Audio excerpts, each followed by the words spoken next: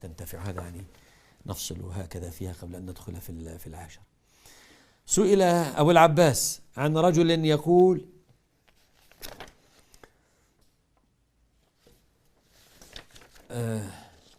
إذا صلى يشوش على الصفوف التي حواليه بالجهر بالنية، وأنكروا عليه مرة ولم يرجع، وقال له إنسان: هذا الذي تفعله ما هو من دين الله وأنت مخالف فيه السنة. فقال هذا الجاهل: هذا دين الله، يعني الجاهل اللي يعني يستفتى فيه ابن تيمية، هذا دين الله الذي بعث به رسله، ويجب على كل مسلم أن يفعل هذا. وكذلك تلاوة القرآن يجهر بها خلف الإمام. واضح أن اللي يقول هذا وجب على كل مسلم واضح أنه جاهل لا يعرف دينه. فواضح أن ابن تيمية يسأل عن جهل. اسمع بما أجاب عن هذا الجاهل. قال: هكذا، فهل هكذا كان يفعل؟ قال الجواب: الحمد لله، الجهر بلفظ النية ليس مشروعا عند أحد من علماء المسلمين ولا فعله رسول الله. اسمع كيف يبدأ بعلماء المسلمين، الرجل أثري فيبدأ بعلماء المسلمين. واضح كيف يعني يخوفون الناس ويحببون الناس إليهم. ولا فعله رسول الله. يا أخي اسمع، ما فعله رسول الله فلا يعني ذكر أحد من علماء المسلمين، لم يفعله رسول الله. والله تحت لساني كلمة لم تسمعوها. ولا فعله رسول الله صلى الله عليه وسلم، ولا فعله أحد من خلفائه وأصحابه.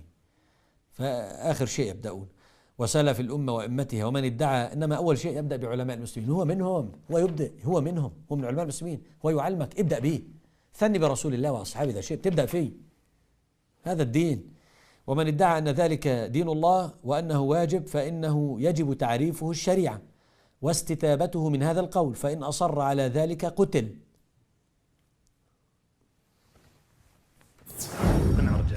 أما الفتوى الثانية فيقولون أن ابن تيمية فتح باب التكفير على مصراعيه، يكفر الناس بالفروع، حتى أن في واحد جهر بالنية في الصلاة وكفره. هذه الفتوى أيضا تداولوها على نطاق واسع، راح أقراها معكم الآن وراح نناقشها أيضا بكل هدوء من كلام ابن تيمية نفسه. قال ابن تيمية في مجموع الفتاوى المجلد 22 صفحة 236: الحمد لله، الجهر بلفظ النية ليس مشروعا عند أحد من علماء المسلمين، ولا فعله رسول الله صلى الله عليه وسلم، ولا فعله أحد من خلفائه وأصحابه وسلف الأمة وأئمتها.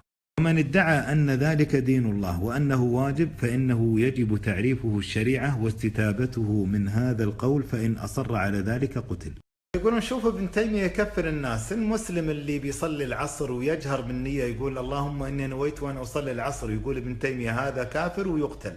هذا والله هو الكذب والتدليس والخيانة العلمية. وراح أقرأ معكم الآن السؤال اللي وجه لابن تيمية واللي كان هذا جوابه. هذا هو السؤال: عن رجل إذا صلى يشوش على الصفوف الذي حواليه بالجهر بالنية، وأنكروا عليه مرة ولم يرجع، وقال له إنسان: هذا الذي تفعله ما هو من دين الله وأنت مخالف فيه السنة. فقال: هذا دين الله الذي بعث به رسله، ويجب على كل مسلم أن يفعل هذا. ما رأيتم؟ السؤال مو عن رجل جهر بالنية، لا، عن رجل لما نوقش قال عن الجهر بالنية هذا دين الله الذي بعث به رسله، يعني كذب على الله. جواب ابن تيمية ما هو عن رجل جهر بالنية فقط، وإنما عن رجل شرع من الدين ما لم يأذن به الله وكذب على الله. خلونا نقرأ الفتوى مع بعض. الجهر بلفظ النية ليس مشروعا عند أحد من علماء المسلمين، ولا فعله رسول الله صلى الله عليه وسلم، ولا فعله أحد من خلفائه وأصحابه وسلف الأمة وأئمته. فهنا شيخ الإسلام بين حكم الجهر بلفظ النية، مو التلفظ بالنية، لا، الجهر بها، رفع الصوت بها. ثم ذكر الجزء الثاني من الفتوى. قال في الجزء الثاني وهو الأهم: ومن ادعى أن ذلك دين الله وأنه واجب فإنه يجب تعريفه الشريعة، يعني أول شيء علمه.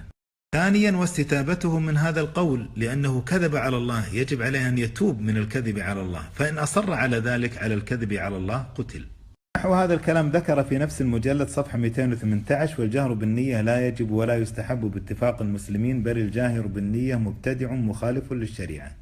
إذا فعل ذلك معتقدا أنه من الشرع فهو جاهل ضال يستحق التعزير، وإلا العقوبة على ذلك إذا أصر على ذلك بعد تعريفه والبيان له.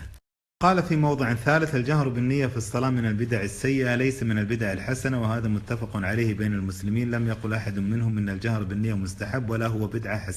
من قال ذلك فقد خالف سنة الرسول صلى الله عليه وسلم وإجماع الأئمة الأربعة وغيرهم، وقائل هذا يستتاب فإن تاب وإلا عوقب بما يستحقه. ثم قال وإنما تنازع الناس في نفس التلفظ بها سرا هل يستحب أم لا على قولين، والصواب أنه لا يستحب التلفظ بها.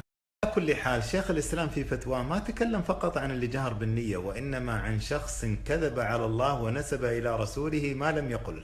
شيخ الإسلام يقول في نفس الفتوى ومن نسب إلى رسول الله صلى الله عليه وسلم الباطل خطأ فإنه يعرف فإن لم ينتهي عوقب. لا يحل لأحد أن يتكلم في الدين بلا علم، ولا يعين من يتكلم في الدين بلا علم أو أدخل في الدين ما ليس منه. أما قول القائل وانتبهوا إلى هذا الكلام، كل يعمل في دينه الذي يشتهي، فهي كلمة عظيمة يجب أن يستتاب منها وإلا عوقب، بل الإصرار على مثل هذه الكلمة يوجب القتل، فليس لأحد أن يعمل في الدين إلا ما شرعه الله ورسوله دون ما يشتهيه ويهواه.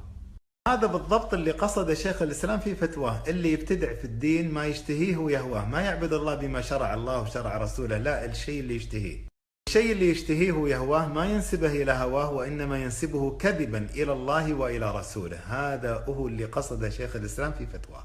من الظلم والخيانة والعيب انك تدلس على ابن تيمية وتقول انه يكفر الناس في مسألة فرعية محل خلاف بين العلماء، هذا والله الكذب.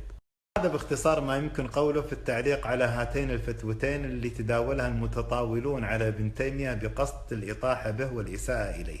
كما رأيتم بفضل الله شيخ الإسلام ابن تيمية بريء من التهم اللي حاولوا انهم يلصقونها به اما جهلا واما عمدا وقصدا وتدليسا.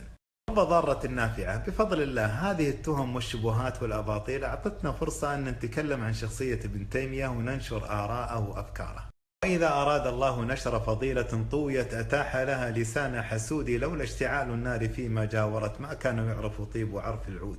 غدا بإذن الله راح أكمل الحديث معكم في الرد على بقية التهم والأباطيل والشبهات التي رمي بها شيخ الإسلام ابن تيمية زورا وبهتانا. في أمان الله.